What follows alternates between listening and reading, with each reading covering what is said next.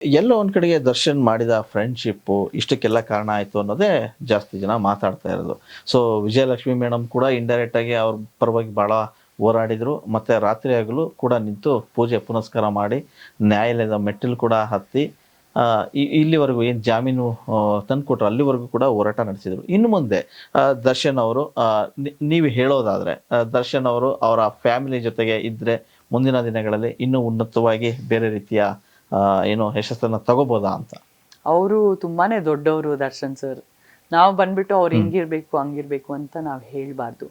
And ಈ ಒಂದು 6-7 ತಿಂಗಳು ಸಮಯ ನಮಗೆ ಕಾಡಿರುತ್ತಲ್ಲ ಏಕಾಂತ, ಆ ಏಕಾಂತದಲ್ಲಿ ಅವ್ರು ಏನ್ ಮಾಡ್ಬೇಕು ಅವ್ರು ಏನ್ ಮಾಡಬಾರ್ದು ಅಂತ ಆ ಭಗವಂತನೇ ತೋರಿಸ್ತಾನೆ.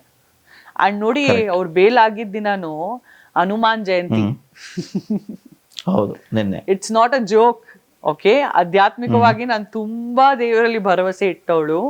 ಅವ್ರಿಗೆ ಬೇಲ್ ಆಗಿದ್ದ ದಿನಾನು ಹನುಮಾನ್ ಜಯಂತಿ ಆಗತ್ತೆ. ಹನುಮಾನ್ ಜಯಂತಿ ದಿನಾನೇ ಅವರಿಗೆ ಬೇಲ್ ಆಗಿದೆ.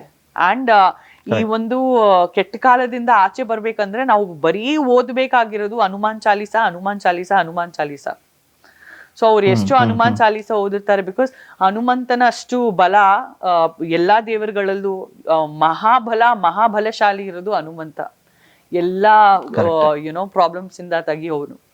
ಕೊನೆಗೂ ಆ ಭಗವಂತನೇ ತೆಗೆದ್ರ. ಹನುಮಂತ ಜಯಂತಿ ದಿನಾನೇ ಅವರಿಗೆ ಬೇಲ್ ಬಂತ. ಸೊ ಎಲ್ಲಾ ನ್ಯಾಯಾಲಯ ಮೇಲೆ ಒಬ್ಬ ಕೂತಿದ್ದಾನೆ ಅಂತ ನಾವ್ ನಂಬಬೇಕು. ನಾವು ಒಳ್ಳೇದ್ ಮಾಡ್ಬಿಟ್ಟು ಅಲ್ಲಿಗಲ್ಲೇ ಒಳ್ಳೆ ಕೆಲಸ ಬಿಡ್ಬೇಕು ಅಷ್ಟೇ. ನಮ್ಮ ಕರ್ಮ ನಾವು ತುಂಬಾ ಚೆನ್ನಾಗಿ ಒಳ್ಳೇದ್ ಮಾಡ್ಬೇಕು. ಅದೇ ನೀವು ಹೇಳಿದ್ರೆ ಕರ್ಮ, ಕೆಲವೊಮ್ಮೆ ಕರ್ಮ ರಿಟರ್ನ್ಸ್ ಅನ್ನೋದು ಸಹಜ, ಎಲ್ಲರಿಗೂ ಬಂದೇ ಬರುತ್ತಲ್ಲ. ಹೌದು.